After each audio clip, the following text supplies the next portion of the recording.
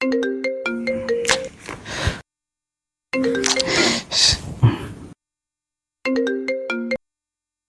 മീറ്റിങ്ങിലാണ്, തിരിച്ചു വിളിക്കാം. ആരാടാ വിളിക്കുന്നത്?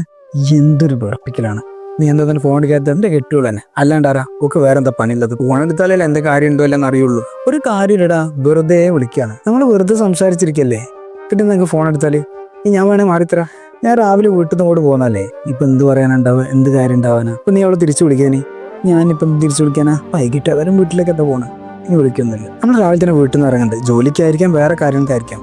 നമ്മൾ ഒരുപാട് ആളുകളെ കാണുന്നുണ്ട്, പലരോട് സംസാരിക്കുന്നുണ്ട്, നമ്മൾ ഭക്ഷണം കഴിക്കുന്നുണ്ട്, ഇഷ്ടമുള്ള സ്ഥലങ്ങളിൽ പോകുന്നുണ്ട്. എന്നാൽ അവരോ?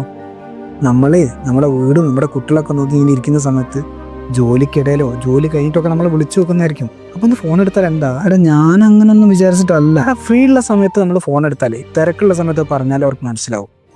ഈ നമ്മൾ തീരെ അവരുടെ ഫോൺ എടുക്കാതിരിക്കുന്ന സമയത്താണ് ചിലപ്പം അവിഹിതങ്ങളൊക്കെ സംഭവിക്കുന്നത്. ആരെങ്കിലും വിളിക്കുന്ന സമയത്ത് സംസാരിച്ച് അവിഹിതങ്ങളൊക്കെ സംഭവിക്കുന്നത്. നീ എന്തൊക്കെ പറയുന്നത്? എടാ, അവരോട് സംസാരിക്കാൻ പിന്നെ ആരാടുള്ളത്?